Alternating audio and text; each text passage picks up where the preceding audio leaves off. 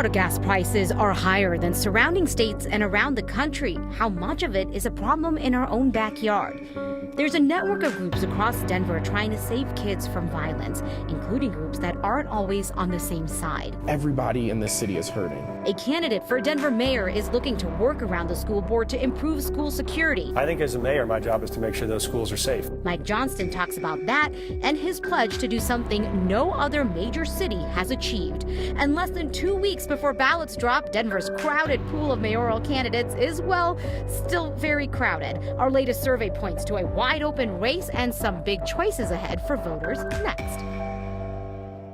Speaking of, ballots in the race for Denver mayor go out a week from next Monday. And tonight, we have an exclusive look that is showing the race for Colorado's most powerful position is a toss-up between more than 10 candidates.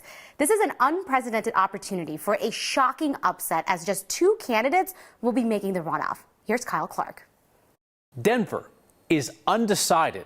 The race for mayor is truly up for grabs, not between 3 or between 5 candidates, but with 11 candidates polling within striking distance of making the 2-person runoff.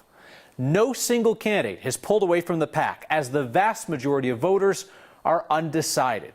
It is truly anyone's race. 9 News commissioned a Survey USA poll of likely Denver voters with our partners at Colorado Politics, the Denver Gazette, and MSU Denver. It's the first poll by media outlets in the race and the largest publicly released poll to date. Leading, if you can call it that, at 5% are Lisa Calderon, polling well among self-described very liberal voters and Latino voters; Mike Johnston, polling strongly with men and black voters; and Kelly Brough, polling well with older voters. Following at 4% are Chris Hansen and Debbie Ortega. Leslie Herod polls at 3%, along with Al Gardner and Thomas Wolfe. No other candidate in the 17-way race polled above 2%. The voters who are going to decide this race are the whopping 58% who say they are still undecided, less than 2 weeks before ballots arrive in mailboxes. 9 News is hosting a second debate in the race for Denver mayor on March 14th. We're inviting all of the candidates who are polling within the margin of error of second place and who have at least 2% support. It's basically anybody who is potentially close to making the 2-person runoff. We didn't want to arbitrarily say the debate's going to have 4 candidates or 6 candidates. We published the debate inclusion criteria before the poll was finished, and we let voters' choices in that poll be our guide. So here we are, in a wide open race, unprecedented at this point in a Denver mayoral campaign. It's time to pull up a bunch of seats on the debate stage. The 9 News debate and the race for Denver mayor on March 14th will feature Lisa Calderon, Mike Johnston, Kelly Brough, Chris Hansen, Debbie Ortega, Leslie Herod, Al Gardner, Thomas Wolfe, Trinidad Rodriguez, Terrence Roberts, and Andy Rougeau. A toss-up race for Denver mayor like this city has never seen. So we're going to have an 11-candidate debate because Denver is undecided. And it's not our choice. It's yours. So the breakdown of our poll results and a link to that full survey is going to be available on 9news.com. Believe it or not, you can get unleaded fuel right now for $2.99 a gallon. If you want it, you have to go to northern Colorado. AAA shows our average unleaded price is $4 a gallon. The spike has been blamed on the Suncor refinery in Commerce City that is not yet fully running since a shutdown in December. Our Marshall Zollinger, though, found out that even when Suncor is up and running, gas prices will not drop.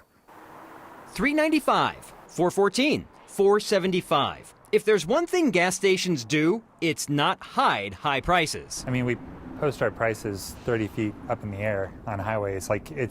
We're like the most transparent industry that there is. Greer Bailey is the executive director of the Colorado-Wyoming Petroleum Marketers Association. We went to him to find out how much of Colorado's gas prices are really because of the Suncor refinery in Commerce City shutting down in December because of equipment damage and still not back to being fully operational. Our partners in Commerce City, they supply about 40% of the market for gasoline. Think about Denver or the North Front Range losing 4 out of every 10 grocery stores you have. Supply shortages increase costs. Suncor has stated that it will be back to normal by the end of March. Bailey, unfortunately, has more bad news. We won't see actual price decreases until maybe September or October because we have to go directly in, especially in the Denver Metro North Front Range area, into what's called a summertime RVP blend, and we pay more for that formulation of fuel, which is a benefit to air quality. As soon as the supply issue is restored, he warns to brace for the summer blend higher prices. Look at this map by Gas Buddy. The hotter the color, the higher the price of gas right now. The lowest price is a Sinclair station in Kersey, $2.99.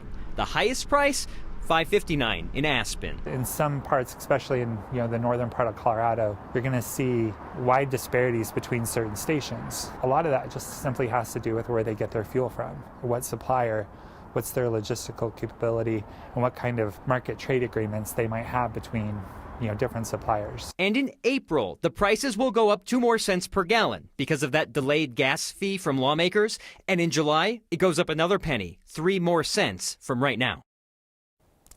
Prepare yourself. Bailey had even more bad news to share. Anusha, as you told us last year, the metro area air quality is so poor, the EPA is going to require something called reformulated gas, which is a cleaner burning gas. Bailey told me that when that takes effect in the summer of 2024, gas prices will be 30 to 40 cents higher than they will be this summer. Okay, so that is interesting because when I did that story, we were kind of getting a low ball on what could happen to our gas prices. I wasn't hearing that number at that point. So what's changed? What are you hearing? Well, I went back over what the governor's office had told you, and I think the governor was estimating, something like 3 cents per gallon. Yeah. And you had said that in some other states it was like 20, 26 cents per gallon. This is coming from someone this is his industry, and he said, the gas we're going to have this summer is about 15 to 20 cents higher than we usually pay. And then take that number away, and next summer, he's saying 30 to 40 cents more because of that better for the environment gas. We knew the numbers were going to come out eventually. Thank you for reminding people to watch out for that. Thanks, Marshall. Well, our next conversation is with the candidate for Denver mayor who is openly frustrated with Denver public schools. Former State Senator Mike Johnston wants school principals to be able to bring back the Denver Police School resource officers, the same officers the Denver Public School Board voted out several years ago. But then he also acknowledged to Kyle it's not actually his call. If communities are overwhelmingly asking for this kind of protection, we should be able to let them choose to have it. If they don't, I'm not going to stand back and have parents feel like their kids are unsafe in high schools. We'd find a way to partner. Maybe we're helping support the outside of the buildings, not the inside, but people should feel like we're going to be responsive to that core need of safety. You've spent a lot of your career in education and in education reform. Given the mess that is currently Denver Public Schools, is there not some part of you that wants to work with the state legislature or whatever you have to do to put DPS under mayoral control so that you could have a hand in that education reform? I think there's a way to build partnerships with the mayor and the city to be able to make it work more effectively. I do think the mayor's got to be much more involved. What is your assessment of the Denver School Board and the leadership now? I think it has become far more ideological and far less functional. And I think the reality is our core purpose as a school board is to support teaching and learning, to support principals and teachers getting the resources they need to deliver high quality instruction and deliver safety. And there's a lot of debate that doesn't lead to that. And I think it's not a good model for kids when you have adults who aren't able to meet in a room and converse publicly without having to have a mediator to intervene. I think that doesn't show good models for kids on how to solve hard problems. I think we can do better. Kyle's conversation with Mike Johnston will be continuing in just a moment, with Johnston's pledge to do something no other major U.S. city has done: end homelessness. Mike Johnston says his ambitious promise to end homelessness in his first term isn't just about getting people off the street, it's about getting whole communities into housing. You can't offer one person in an encampment of 12 people a unit and think they'll take it. Why he thinks the city should scale up some smaller housing options next. Denver mayoral candidate Mike Johnston led the effort to pass Prop 123 to fund affordable housing. He's among the candidates who would break up homeless encampments but would not arrest people for urban camping. Kyle asked him about a pledge that only Johnston is making. You have said that you will end homelessness in your first term. It takes a lot of confidence to say that you were going to do something that no major American city has ever done. Is that an honest and a realistic pledge? It is. I think the benefit is we've learned so much over the last 10 years that people didn't know before. I think everyone's made a hard, honest effort at it. I think we've developed some core understandings of what has worked, and we've seen examples that do work. And so for me, the three basic insights are: one, we need to build these micro communities, which are 40 to 50 tiny homes or hotel conversions, where you can move people and then you can wrap around the services they need: mental health, addiction treatment, security, workforce training. And the third part of that is that we've missed often is you then have to understand the way community works with folks who are unhoused, which is you can't offer one person in an encampment of 12 people a unit and think they'll take it. The power of these micro communities is when you have 40 or 50 units and you open them at once, you can go to 3 or 4 blocks of encampments where people have community and say, we're going to move you as a community together. I've heard a criticism of that plan from others in the campaign that for the amount of money you put into doing that, you should just build permanent housing. No, actually, that's the mistake that places like San Francisco make, which is if you build permanent housing, that costs about $500,000 per unit to do that, and it takes 3 or 4 years to do it. A tiny home costs $20,000 to $25,000, and you can build it in 5 or 6 days, which means you can do it for $40 million of federal funding one time, and you can provide the ongoing wraparound services on those sites with our Proposition 123 money. Denver's going to spend about $250 million on homelessness initiatives. Do we need more money or just a new approach? I don't believe we need more money. I do think part of why I led and passed Proposition 123 is it does provide ongoing permanent funding for Denver for homelessness. It's about $10 million more a year.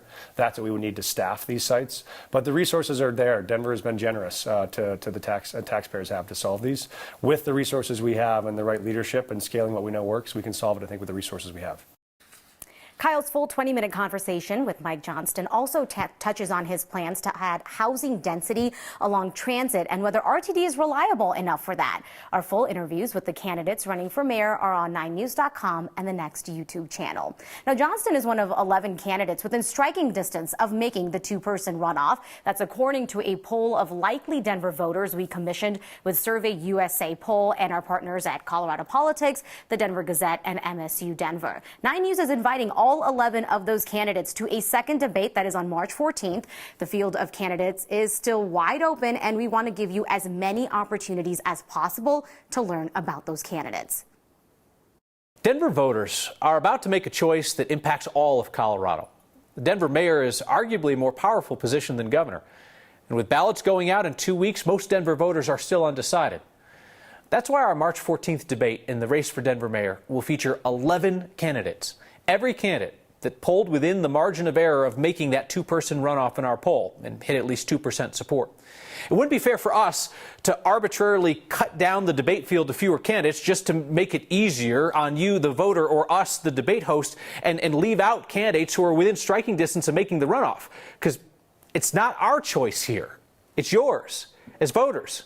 I mean, trust me, I understand the temptation to largely ignore this mayor's race until it's narrowed down to just 2 candidates.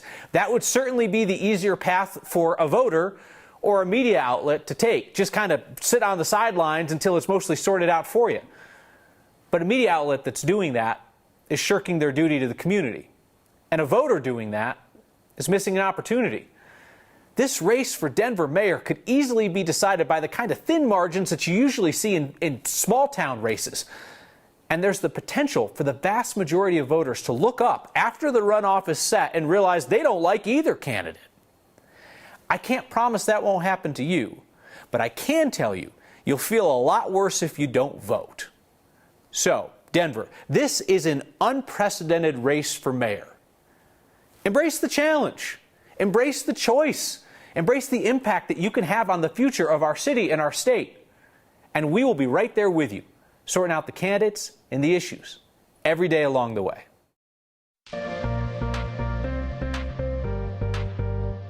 Hope you had a good Thursday. So nice to have a break from the snow, a little bit of sunshine out there, and nice for travelers in and around I-70 heading up there toward the Eisenhower-Johnson tunnels.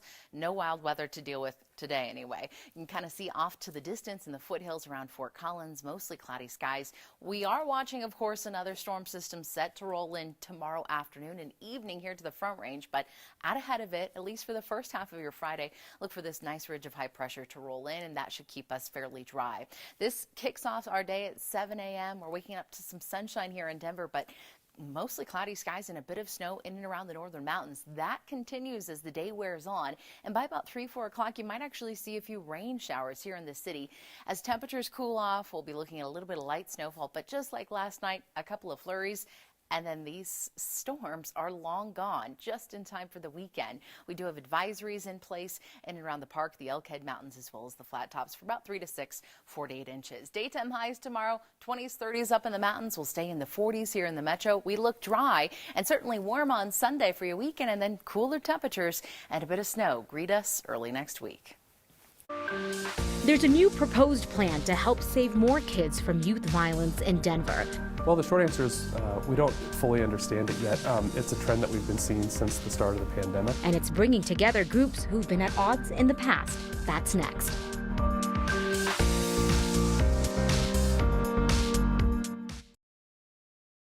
There is a network of groups across Denver trying to prevent youth violence. The plan is to focus on specific parts of the cities in and around specific schools.